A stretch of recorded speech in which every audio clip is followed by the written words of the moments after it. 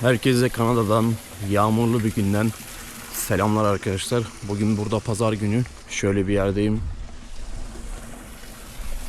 Biraz sizlerle beraber yürüyüş yapacağız. Konuşacağız, sohbet, muhabbet edeceğiz. Şu an burada sabah arkadaşlar. Daha sabahın ilk saatleri.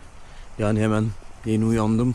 Yüzümü falan yıkadım ve dışarı çıktım. Aslında uzun zamandır bu tarz böyle videolar yapmak istiyordum ama Edmonton'da yaz gelmiyor, yani bir türlü gelmiyor. Şu an Haziran'ın son günlerindeyiz. Henüz daha ben bir yaz görmedim burada. Şu an acayip bir yağmur yağıyor. Yani bu tarz videolar çekmek istiyorum. Birkaç gündür de planlıyordum. Ama abi her gün yağmur yağıyor. İşte ha çektim ha çekeceğim, bu şekilde böyle ilerliyorduk. Evde de bu tarz videolar çekmek istemiyorum. Çünkü yani ben gezerken mesela şöyle bir ortamı göstermek istiyorum. Hem kendime ana olarak kaydetmek istiyorum hem de sizin görmenizi istiyorum aslında. Ondan dolayı evde bu tarz videoları pek fazla böyle çekmeyi sevmiyorum. Çekmek de istemiyorum ama çekebiliriz yani tabii ki de ileride. Şimdi beni arkadaşlar az çok aranızdan hem sima olarak görmüş olanlarınız var ya da işte Ukrayna kanalda videolarımdan illaki görenler olmuştur. Belki de işte Ukrayna'ya benim yardımıyla gelenler olmuştur vesaire. Şimdi gençler, benim eski bir kanalım vardı, yaklaşık bir 12-13 senedir. Oraya videolar atıyordum. Ama tabii bu videoları bir YouTuber olarak değil de böyle YouTube kanalı şifresini böyle hatırlayınca videolar atanlar olur ya, onun gibi atıyordum yani. Şu aşağıda su var, orman var.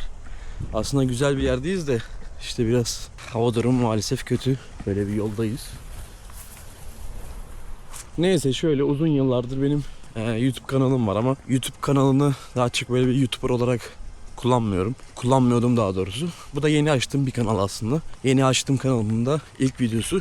Şöyle, eski kanalı arkadaşlar ben daha çok böyle iş amaçlı kullanıyordum. Mesela işte benim amacım nedir? Mesela ben Ukrayna'da yaşarken işte yurt dışına öğrenci getiriyordum. İşte Ukrayna'da yaşayan insanları falan getiriyordum.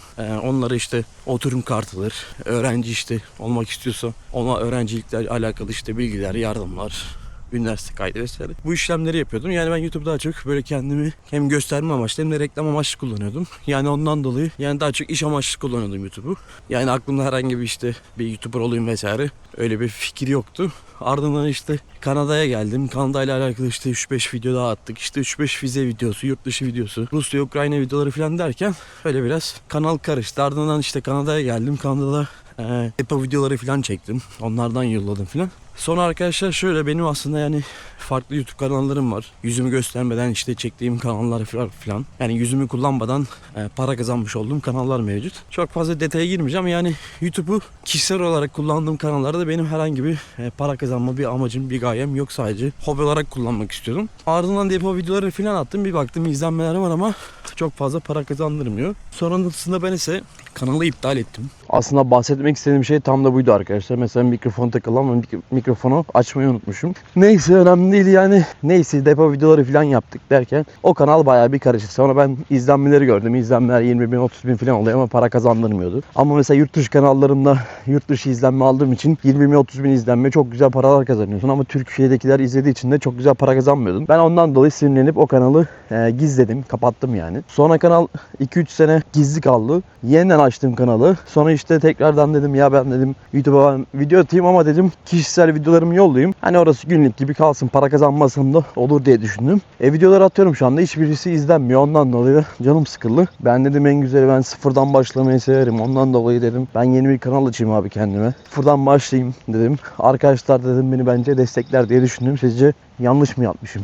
Yani ondan dolayı bu kanalı açtım arkadaşlar. Bu kanal benim yeni kanalım. Bu da benim ilk videom. Burada sizlerle işte böyle günlük hayattan falan bahsedeceğiz. Böyle size işte etrafı falan gösteririz.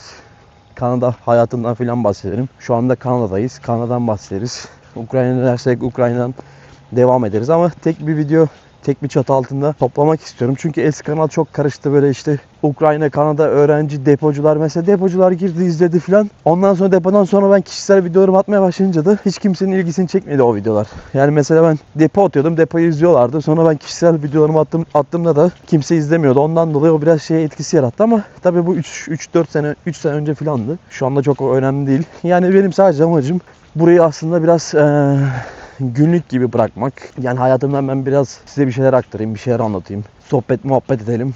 Ondan sonra da YouTube'da kalsın. İsteyen izlesin, istemeyen işte çok fazla ilgilenmesi de sorun yok. Yani amacım sadece 3-5 kitleye ulaşmak.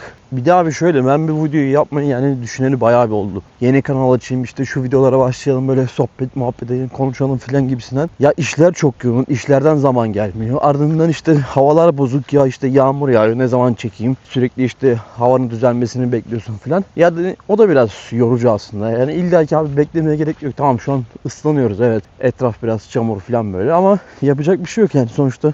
Zaman geçiyor. Zamanla zaten yarışıyoruz. Yani aslında bazen ertelemeyi bırakmak gerek. Sürekli böyle ertelemeye falan gerek yok aslında. Yani arkadaşlar, aslında kısa kesecek olursak, aslında bu videoyla beraber yeni bir YouTube kanalına başlamış oluyorum. Açıkçası uzun zamandır içerik üretmek istiyorum ama işte dediğim gibi işte bahaneler falan derken bayağı bir zaman aldı. Bu kanalda biraz daha aslında farklı bir yol izlemek istiyorum. Öncelikle gençler, yani bu kanalın ne olmayacağını söyleyeyim. Yani herhangi bir işte bir amacım, bir gayem, para kazanma vesaire bir olayı yok. Travel falan da kanal değil. Yani genelde ben sadece kendi hayatımı falan göstermek istiyorum. Nerede bulunduğumu, işte Kanada'dayız. Kanada'yı işte övme falan gibi bir amacım yok. Kanada'nın hem artı yönlerini hem eksi yönlerini falan size bahsetmek istiyorum. Belki ileriki zamanda tekrardan Ukrayna'ya döneriz. Belki Ukrayna'dan bahsederiz diye düşünüyorum. Aslında bugünkü amacım size Ukrayna'dan, işte savaştan nasıl buraya geldim falan, biraz ondan bahsetmekti ama o biraz uzun olacak. Yani en aşağı bir saatlik falan video olur. Ve şu anda yağmur yağıyor. Onu ben size bir sonraki videoda daha böyle detaylı şekilde anlatmak istiyorum. Ben burada arkadaşlar hem gördüğüm şeyleri, hem yaşadığım işte deneyimleri, duyduğum işte şeyleri, belki Türkleri falan çekeriz. İşte Türklerin yaptığı işleri belki çekeriz. Belki onlarla sohbet muhabbet şansı yakalayabiliriz. Belki işte yurt dışına nasıl göç edersiniz, işte öğrenci olarak ya da oturum almayı falan nasıl yapabilirsiniz. Belki onlardan bahsedeceğiz. Çünkü benim yaklaşık bir nereden baksanız bir 13-14 senelik bir yurt dışı deneyimim var. Bu deneyimimi kullanarak ben size yardımcı olmaya çalışacağım. Ücretli, ücretsiz, yani yurt dışına işte çıkma, vizedir vesairedir. O konularda yardımcı olmaya çalışacağım. Eğer dersinizse işte belki ileride tekrardan bu depo videolarına falan başlarız. Çünkü depo videoları bayağı bir izleniyor. Kanalda çok fazla depo videoları yapan yok aslında. Yani bazen arkadaşlar belki sizlerle böyle Edmonton'da işte çevrede böyle belki yürüyüşler yapacağız. Belki işte size böyle etrafı göstereceğim. Belki işte evlere falan gelip bakarız, mesela satılık olan evlere gelir bakarız. Onların fiyatlarına falan bakarız. Belki buraya işte göç etmeyi düşünen arkadaşlar vardır. Belki onları işte havaalanında karşılarız, getiririz, yardımcı oluruz, onlarla sohbet ederiz, onların hikayesini dinleriz. Ya da işte belki işte mesela burası bir bisiklet yolu. Burada ben normalde bisikletlere falan biniyorum ama bugün hava çok güzel olmadığı için binmedim. Belki bisiklete falan bineriz. Bisiklette falan sohbetler ederiz. Ya da işte bir gün böyle parkta işte otururken, kahve içerken sohbet ederiz. Bazen size Kanada'daki yaşam, ev kiralar, ev fiyatları, maaş, yaşam hakkında falan sizlere biraz bilgiler veririm. Yani genel olarak günlük hayattan biraz sohbetler edeceğiz. Bu kanalda arkadaşlar hem hayatımın hem de Kanada'da bulunduğumun hem zor taraflarını hem de kolay taraflarını, hem iyi yönlerini hem kötü yönlerini falan göreceksiniz. Çünkü sosyal medyada şöyle iki uç var. Bir taraf çok böyle Kanada'nın artı yönlerini gösteriyor. Bir tarafta böyle çok eksi yönlerini gösteriyor. Ama genelde gösterilen taraf işte Kanada çok güzel bir yer. İşte efsane bir yer. Kesin buraya gelin. Bir sene sonra şu evden alırsınız gibi reklamlar falan üretiliyor. Tabii bunların ben size genel detayını vereceğim. Yani kimse buraya gelip de şuradaki evi bir senede falan alamaz tabii ki de. Burası ayrıca Edmonton, Kanada. Edmonton yani Alberta'nın başkenti. Ne kadar soğuk bir yerde olsa buradaki evler o kadar ucuz değil yani. 1-2 senede alamazsınız ama belki 3-5 senede bir krediye falan girebilirsiniz. Tabii bunların hepsi detaylı olarak ben size anlatacağım yavaş yavaş arkadaşlar. Yani şöyle, tabii ki de ben bir Kanada profesörü değilim ama dediğim gibi işte yaklaşık 13-14 senelik yurt dışı deneyimimden ben size biraz bilgiler aktarmaya çalışacağım. Sizlere kendi gördüğüm, benim gördüğüm gerçekleri, deneyimleri sizlere sunacağım. Ayrıca arkadaşlar yani sadece Kanada ile alakalı değil. Hani yurt dışında yaşamak nasıl, yurt dışındaki işte yalnızlık, aile, para, pul, ekonomi falan, bunlardan bahsedeceğiz. Yani her şey tabii ki de yurt dışı değil. Genel olarak böyle hayattan falan bahsedelim istiyorum. Mesela insan neden yurt dışına gider? Yalnızlık nedir? Yeni bir hayat nasıl kurulur? Neden kurulur? Sıfırdan nasıl başlanır? Mesela dedim ya, bak ben bu YouTube kanalını tekrardan açtım. Eski YouTube kanalı normalde benim 6500 bir abonesi var. Ve kanal bir 10-13 senelik. Abi ben istemedim ya. Çok karıştı çünkü. Neyse. Onu ben istemedim. Ondan dolayı bak mesela sıfırdan başladım. Çünkü neden? Güncel insanlar istiyorum. Biraz videolara biraz yorum atsınlar. Ben onlara işte cevap vereyim. Beraber konuşalım, sohbet edelim istiyorum. Yani bunlar da arkadaşlar zaman zaman konuşacağımız konular olacak. Bazen işte mahalle turu videosu falan çekeriz. Bazen bir belki araba buluşmasına mağazasına gideriz. Belki araba fiyatlarına falan bakarız. Ben arabalarla çok ilgiliyim. Türkiye'de gençler de genelde de arabalarla çok ilgili olduğundan dolayı belki işte ikinci el fiyatlarını falan bir kolaçan ederiz. İşte BMW, Mercedes'tir falan, onların bayilerine gideriz. Videolar çekeriz. Çünkü ben de seviyorum öyle şeyler yapmayı. İlgimi de çekiyor yani açıkçası. Çünkü arkadaşlar bazen yani en güzel videolar böyle sohbet, samimi sohbetten oluşuyor. Yani şöyle, size tabii ki de buranın en güncel, en detaylı şekilde bilgilerini aktarmaya çalışacağım. Herhangi bir yalan malan, işte böyle bazı YouTuber'ların işte kısa short videolarındaki yalanlar gibi, onlardan falan bahsetmeyeceğim. Burası neyse onu anlatmaya çalışacağım. Yani bu kanalı arkadaşlar ben büyütmek istiyorum ama samimi de tabii ki de davranmak istiyorum. Yani hayat neyse, ben neysem onu göstermek istiyorum sizlere. Kanada ile alakalı ilgili merak ettiğiniz her şeyi sorabilirsiniz arkadaşlar. Sadece Kanada değil, Ukrayna'da olabilir. Yurt dışına nasıl çıkılır, vize alımı falan, onlarla da olabilir. Ben elimden geldiğince bütün arkadaşlara yardımcı olmaya çalışacağım. Dediğim gibi buraya gelen arkadaşlar olursa, yazar ederse, zamanım olursa o sırada onlara da yardımcı olmaya çalışırım. Belki adam buraya gelir mesela, ev ihtiyacı olur. Belki ne bileyim transfer olur, bir şey olur. Yani elimizden geldiğince yardımcı oluruz. Mesela geçen günlerde bir tane Türk Kanada grubuna yazmış: Kanada'ya geleceğim, işte benim geldiğimde bana birisi yardımcı olabilir mi? İşte beni alabilir mi? Ev ihtiyacım var, iş ihtiyacım var gibisinden. Şimdi biliyorsunuz Facebook'a bir özellik geldi. Artık herkes oraya ismini vermeden yorum atabiliyor. Bütün Türkler de işte yazmış: ya işte salak, gerizekalı mal, işte sen buraya geleceksin, hayallerle yaşamak, kim sana yardımcı olsun gibisinden filan. Ya arkadaşlar, ya biz Türkler o kadar şeyiz ki, yani şimdi doğru kelimeleri seçmeye çalışıyorum. Şimdi biz buraya geldikten sonra biz herkesten yardım istiyoruz. Yani şöyle, ilk geldiğin zaman herkese yardım soruyorsun yani, hani nasıl gelebiliriz, nasıl edebiliriz? Çünkü sen bilmiyorsun, öğrenmeye çalışıyorsun. Bir şekilde sana birileri yardımcı olmaya çalışıyor. Yani bir şekilde sana birileri yardımcı oldu. Sen buraya geldin. Sen buraya geldiğinde insanlar sana yardımcı olduysa, yeni gelen kişi de yardım istiyorsan neden yani onunla dalga geçiyorsun ki? Onun da yardım ihtiyacı var. Ona da yardım edebiliriz. Değil mi yani? Yani şöyle, genelde işte bu sadece aslında Türklerle alakalı bir konu değil. Yabancılarda da ben bunu gördüm. Buraya gelen insanlar geldikten sonra bir süre sonra başkalarının gelmesini istemiyor. Böyle bir problem var. Yani çok saçma. Ben mesela oradaki gruba yazdım abi.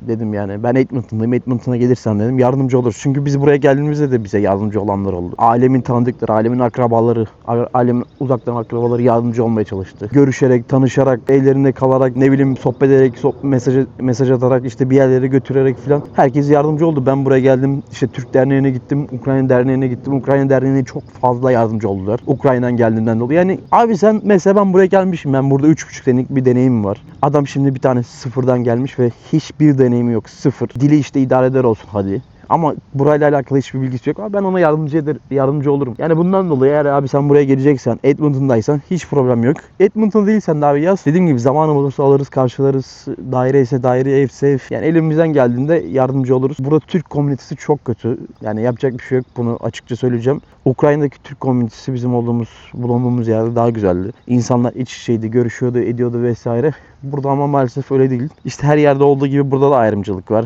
İşte birisi işte Türk grubu, birisi dinci grubu, birisi bilmem ne FETÖ grubu, Alevi grubu, bilmem ne grubu, Kürt grubu falan, yani böyle yine her taraftaki gibi karıştırmışlar. Aslında böyle bir Türk komünitesi olsa, aslında var ama bence çok iyi değil. Olsa daha güzel olurdu. Mesela ben buraya gelenlere ondan dolayı yardımcı olacağım. Bu daha bir başlangıç arkadaşlar. Önümüzdeki dönemde çok farklı yerler gezeceğiz. Çok farklı konular konuşacağız. Ben de elimden geldiğince bunları videolarda sizlere cevap vermeye çalışacağım. Size yardımcı olmaya çalışacağım. Bir sonraki videoda görüşmek üzere. Lütfen bu videoyu biraz beğenin. Kanala da abone olun. Sizlerin biraz desteğine ihtiyacım var.